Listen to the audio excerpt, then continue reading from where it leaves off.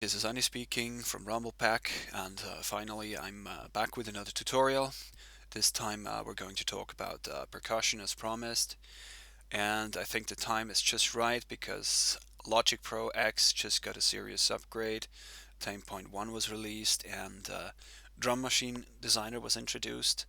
A really awesome tool, and of course we're going to use it because it makes our lives as EDM producers just so much easier. We're going to continue pretty much where we stopped last time. I had to recreate the kick drum because ultrabeat lost its settings when I updated to 10.1, and the compressor lost its sidechain settings as well. Anyway, we're going to replace the kick drum, so that's not so important. And we're also going to replace the bass line. Well, you don't need to do that, but I did it because I just have the impression that ES2 sounds better, and I created a preset you can download if you like on our Facebook page, so go there and grab it. The URL will be below. Then we're going to cover a few Drum Machine Designer basics, not very much because this is not a tutorial on Drum Machine Designer. There are a lot of good tutorials out there, but you need to know certain things so that you can follow this tutorial, and this part will be covered. Then we will get our hands dirty and create a pretty decent percussion quite fast. It's really awesome how you can work with this drum designer. And once we're done with that, we will convert the drum designer region to MIDI. And of course, then we can change everything the way we like. So here's our nice little Logic project. And first we're going to mute the kick drum because we're going to use another one. Make sure that you select the auxiliary channel we routed the kick drum to and not the instrument channel itself. And then go to output, and instead of stereo out, just select no output. Like that, we can still use the auxiliary output to feed our compressor as sidechain. As you can see, the compressor is working, and when using the graph you also see exactly how and when it is compressing. It's a pretty nice new view. So let's create a drum track.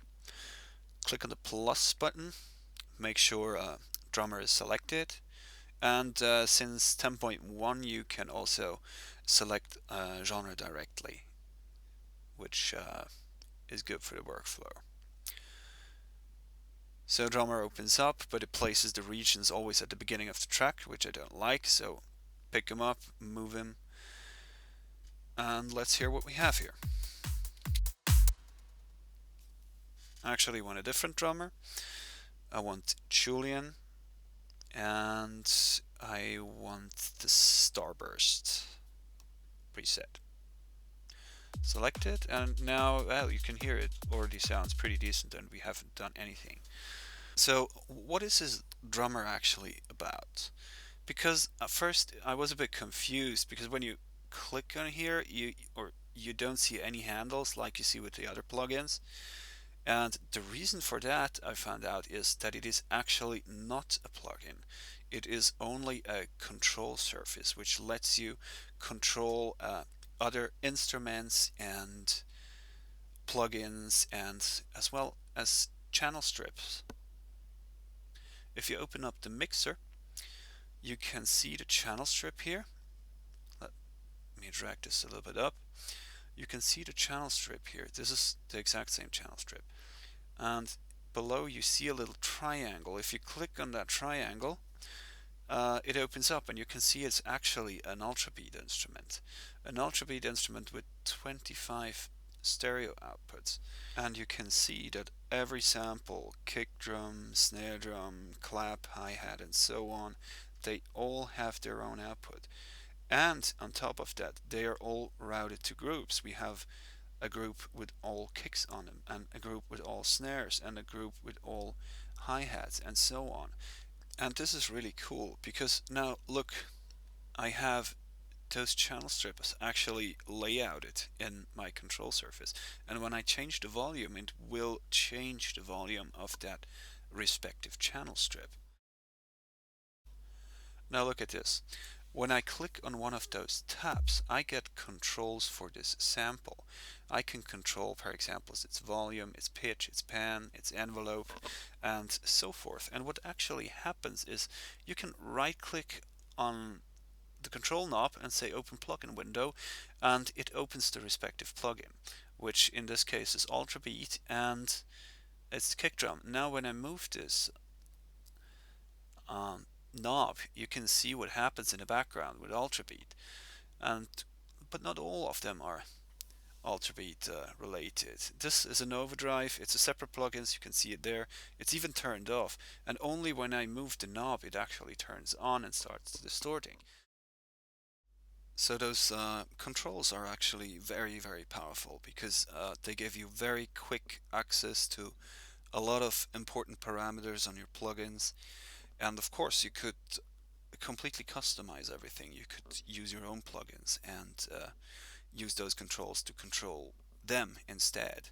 We're not going to do this here, but I just wanted to let you know that it is possible.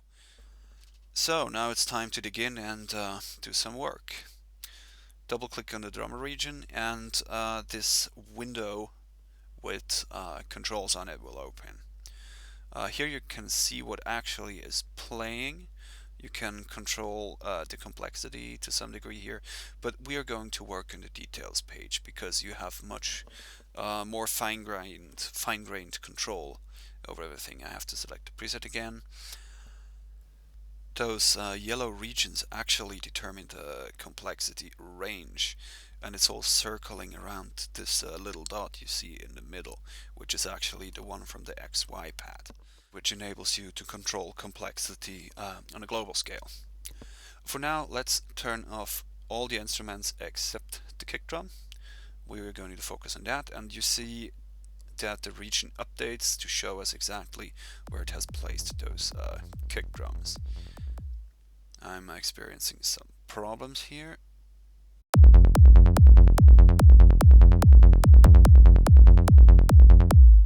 I actually think it's a cool kick drum, but I don't like those extra notes very much there. So let's reduce the complexity on the kick drum a little bit, and boom, they're gone. Let's listen.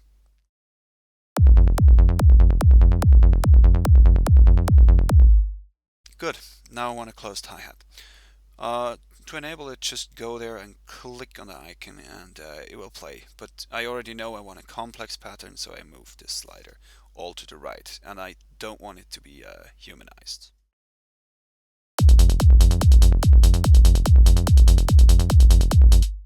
Okay, the kick drum is a bit too loud, so just select it by clicking on it and adjust the volume.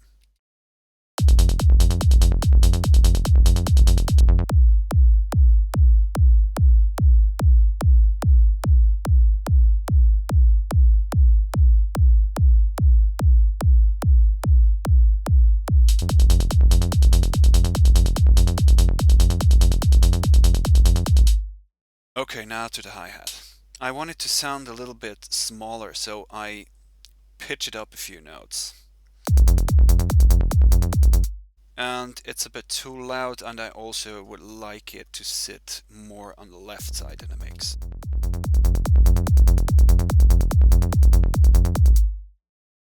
Panning stuff is actually really important because not only does it make your mix broader, it also cleans it up because the different sounds don't sit on each other. Let's see what the shaker is doing. Enable it like the hi-hat and also move the slider to the right to get a more complex pattern.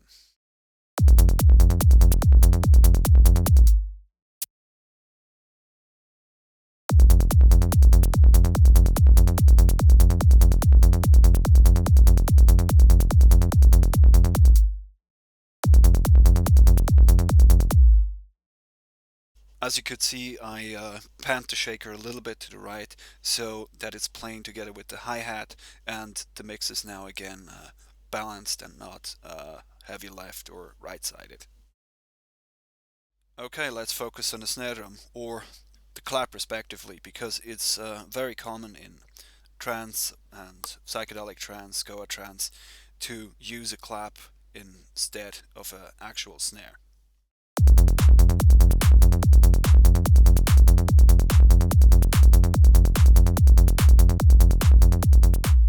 You could probably see or hear that every second clap sounds different. That is because clap 2 is playing also every second time.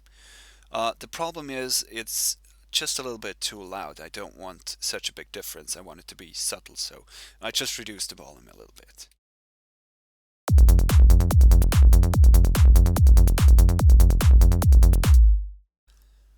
By clicking on the header bar, I'm deselecting the cell and I go back to the main controls.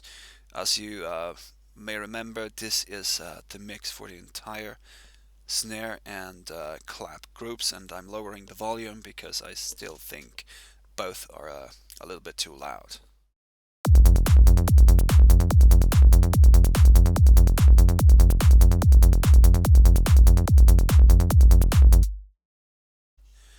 As you can see now, you can work really fast like that. You get really quick results, and it took only so long because I was talking to you. Without that, it would take a minute or two to set this up. And yeah, never forget, you can customize everything. You can use your own kick drum samples, your own snare samples. It's an ultrabeat. Just go to the mixer, open this ultrabeat up, and load whatever sample you like, and work with that. Okay, now we need some more detailed editing capabilities.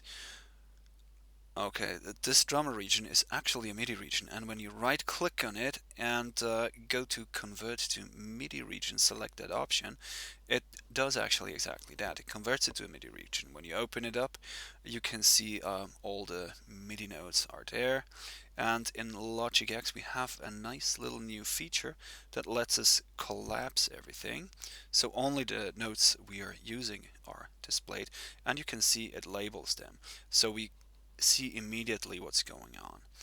At the moment I don't want to collapse it because we're going to add some more notes, but still you can select the same feature here in this menu and it will label everything out for you, so that's pretty neat.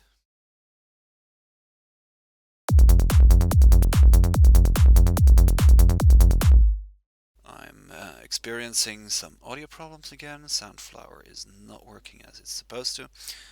And now let's find an open hi-hat. It's this one here. And let's just take those notes and move it up, because it's a closed hi-hat and we cannot play a closed and an open hi-hat at the same time. This is technically impossible for a drummer. So select all those notes and just move them up. Oops, that's the wrong note.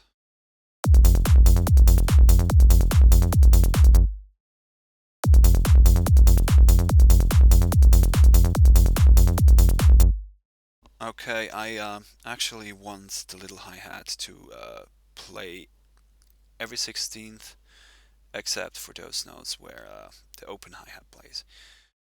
But I want to lower the velocity for all notes on the downbeat where the kick drum is, so hold down shift, select all the notes, and then go to the slider to the right and lower the velocity to about 14. Forgot one here, and now let's listen.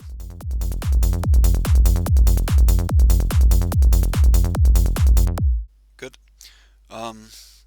Now I want to add a snare drum to create kind of a pattern working with the clap, which is on every second kick drum, of course.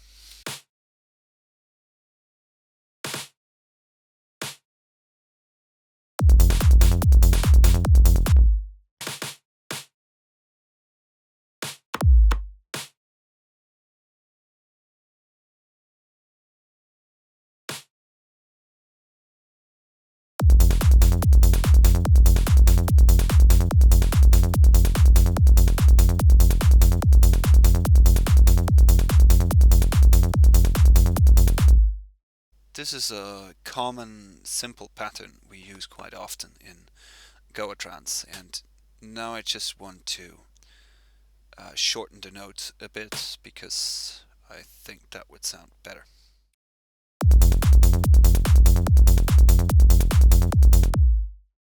We're going to have an extensive talk on how to work with audio loops in the next tutorial, but to beef it up, let's add a little shaker loop. It's called Shaken Topper, and you can also see that I've marked them as favorites so that I can find them easily.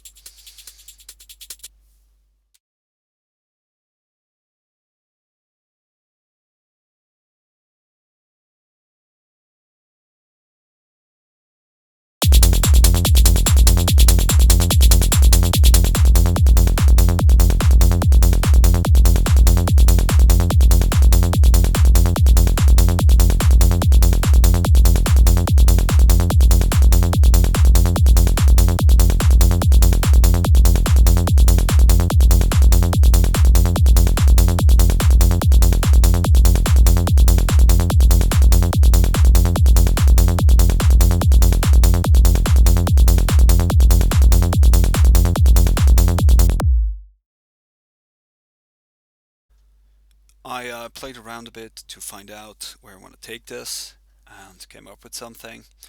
Sounds rather old school, but I'm an old school guy. I grew up with this stuff and I kind of like it. So I just wanted to show you where this might go at the end and give you a little preview. Hope you like it. Have a listen.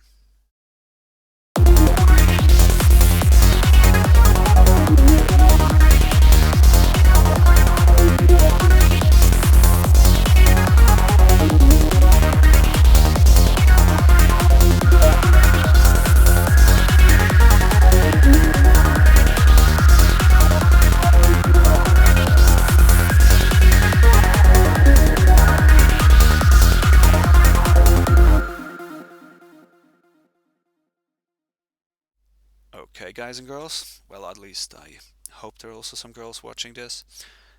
That's it for today. Next time, as already mentioned, we're going to talk about working with audio loops and how to stack them, crop them, cut them up, and so forth, and get a bit creative with them. So, okay, have a nice day and see you.